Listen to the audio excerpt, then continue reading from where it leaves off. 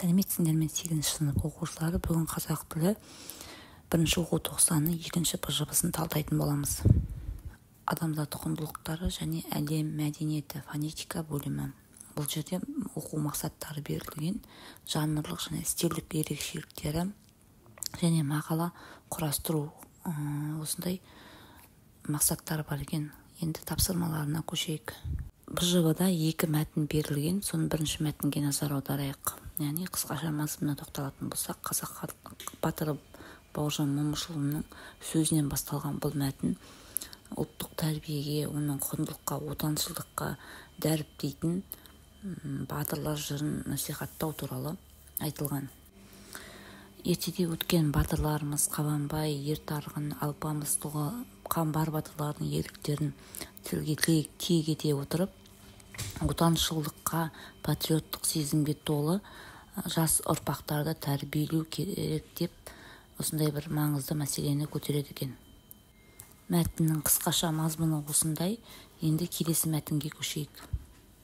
Оқушыларым, енді 2-ші мәтінге тоқталайық. 2-ші мәтінде Абай Құнанбаевтың қара сөзімен, яғни балаға мінез 3 алуан адамнан жұғады дейді. Біріншісі ата-анадан, екіншісі ұстазынан, үшіншісі құрбысынан деп бастаған екен. Осы сөздер арқылы, яғни келешек жастардың ұлттық тәрбие үлгісін ұғындырып, мәдениетті, адами қасиеті мол, шығармашыл тұлға етіп тәрбиелеу керектігі жөнінде айтып өтеді.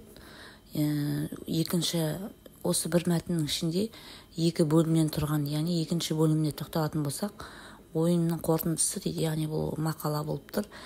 Ұлы ағартушы Ахмет Байтұрсыновтың балам деген жұртың болмаса, елім деген бала қайдан шығады деп түйінді сұрақ қояды. Осы жерден біздер ары қарай кестені толтыратын боламыз. Жалпы назар аударсаңыздар, мәтін 2 бөліктен құралған екен. Біреуі Абайдың қара сөзін талдау арқылы, екіншісі Ахмет Байтұрсыновтың сөзін талдау арқылы жазылған. Енді оны кестені толтыруған кезде осыған назар аударатын боламыз қазір. Сонымен оқушыларым, кестеге назар аударайық. Кестеде, яғни мәтіннің құрылымы, ұқсастығы, түрі, мәтіннің тақырыбы, тапсырма деген бөлімдер тұрған екен. Соған 1-ші және 2-ші мәтін бар бұл жерде. Енді мәтінге мен мынадай тақырып қойдым. Ел қорғаған батырлар, адами құндылықтар. Түрі дегенге әңгімелеу, яғни бірінші әңгіме мәтін, екіншісі пайымдау, яғни бұл жерде мәтіннің түрлері бар, әңгімелеу, пайымдау деген сияқты. Сондай түрлері бар екен. Екінші құрылымы.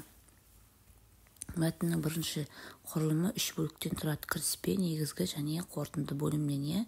Мына жерде кестеден қарап аларсыздар. Ары қарай мәтін 2 бөліктен құралған 2-ші мәтінде.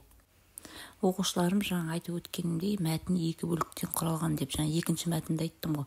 Сол жерде 2-ші мәтін 2 бөліктен құралған. Абай Құнанбаевтың адамгершілігі, құндылықтар туралы сөздерінен басталса, 2-ші бөлігінде қазіргі жастардың құндылықтарымызды біле ме деген оймен аяқталып тұр. Енді 2 мәтіннің осы ұқсастығына тоқталайық. 2 мәтінде де ортақ мәселе ұлттық құндылықтар, батырларымыздың ерлік істерін дәріптеп жүрсек, соншалықты жастарымыздың бойында ұлттық құндылықтар қалыптаспақ деген оймен аяқталған екен. 2 мәтіннің де мағынасы, ұқсастығы осы жерінде. БЖБ-мыздың енді 2-ші тапсырмасына назар аударайық. Назар аудармас бұрын әуелі арнамызға тіркеліп алыңыздар оқушыларым. Енді тапсырмада мынадай адал дос болу үшін адамда қандай қасиеттер болу керек деген сұрақ қойылған.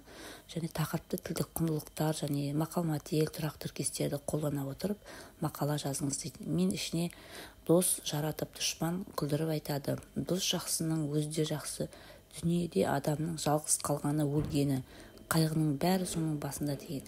Достыққа қарама-қарсы соғым қастық пен күншілдік. Бұл өмірдегі ең басты тірегіміз, яғни адал дос табу.